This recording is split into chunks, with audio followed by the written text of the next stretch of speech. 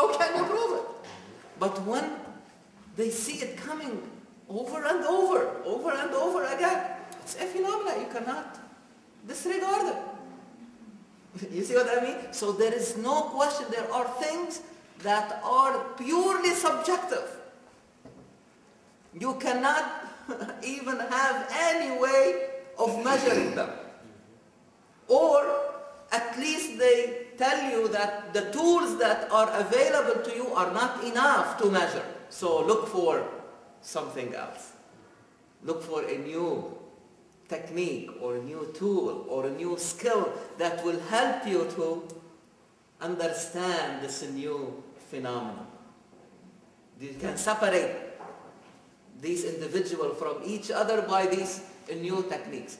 But you cannot at least deny, okay, that there is something that I can, as a person, as an individual, feel and describe them. You may not believe them, but you cannot deny me that I am going really through them. And at the same time, Quran is saying Allah is the one who is speaking. And not in the first pronoun, but in the plural. Alam nashrah. In the plural, not alam ashrah. Allah subhanahu wa ta'ala, who is relieving the pressure from the chest of Muhammad sallallahu alaihi wasallam. But Allah subhanahu wa ta'ala is using the plural, and he could have said alam nashrah sadrak, and it will be understood. Believe me, in the Arabic language it will be understood. But he will say alam nashrah laka. I am talking to you. I'm not talking about somebody else. No, directly to you.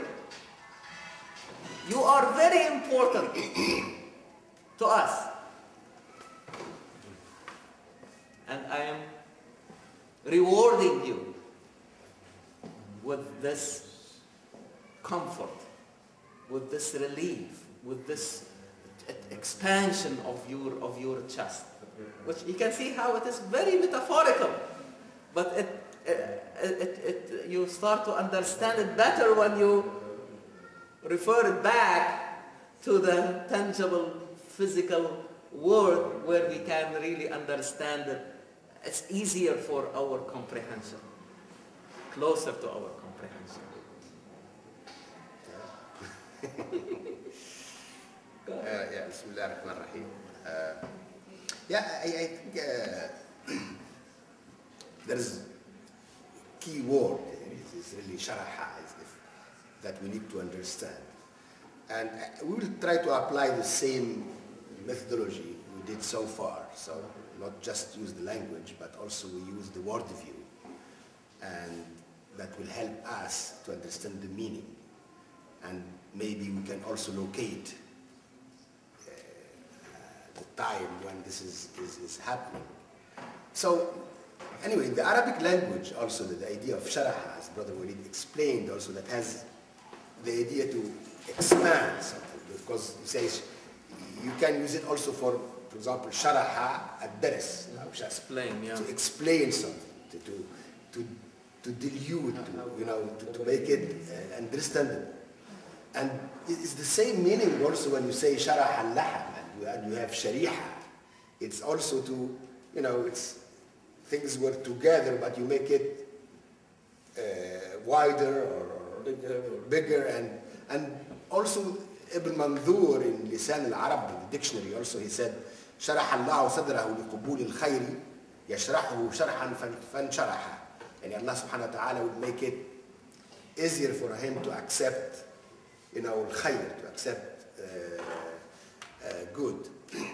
So, but also Al-Quran will help us to understand the meaning. So what I did, I went back to Al-Quran, and again, as we said, Al-Quran is at the same time Rasul Sallam is working to give birth to this new ummah, if you like. Is at the same time Al-Quran is helping to really create a new language and a new concept that can help to see the world differently. So also, so there's a concept. نشرح لك صدرك, it's really a concept, there's a meaning. And the Quran will use it in other places. So there's 5 places when sharaha is used. There's one in Al-An'am. I will read the fifth, all of them, and after that maybe we can discuss the meaning, but we can see also the meaning.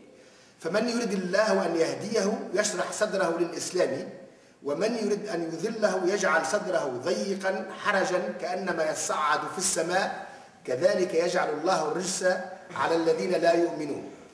So you can see يشرح صدره للإسلام. So the translation anyway, because the translation will change it from heart to mind, but anyway, I will read the translation just to help a little bit. This is Surah Al-An'am, is chapter, verse 125, chapter 6. Those whom Allah will to guide, He opened their breast to Islam. Those He will to leave straying, He make their breasts close and constricted, and if they had to climb up to the sky, that does Allah the penalty of those who refuse to believe.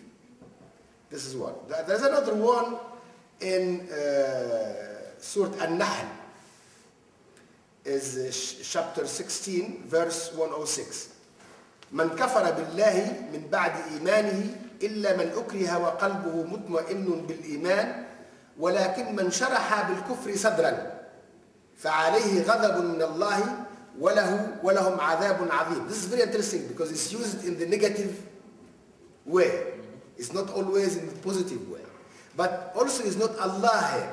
من شرح بالكفر صدرا is there is the ayah that حسنة فمن الله وسيئة فمن أنفسكم. This is also that meaning. And one who after accepting faith in Allah alters unbelief except under compulsion, his heart remaining firm in faith, but such an open their breast to unbelief, on them is wrath from Allah, and theirs will be a dreadful penalty. There is another in the form of dua. قال رب اشرح لي صدري. For Musa when he went to Pharaoh, رب اشرح لي صدري ويسر لي أمري. Oh my Lord, expand me my breast and make, يسر لي أمري, make my affairs easy. There is also in another, it's related to Islam. فمن شرح الله صدره للإسلام فهو على نور من ربه. And this is the idea of nur. It's very metaphoric. It's very metaphoric. And nur is light. فويل للقاسية قلوبهم من ذكر الله أولئك في ضلال مبين. So there's the idea of nur and there's dalal. Is one whose heart Allah has opened to Islam so that he has received enlightenment from Allah. Woe to those whose hearts are hardened against celebrating the praise of Allah. They are manifestly wandering in error. But the idea of nur is very metaphoric. So it means it can guide you. It can help you to see the right path. Dhalal is also no direction.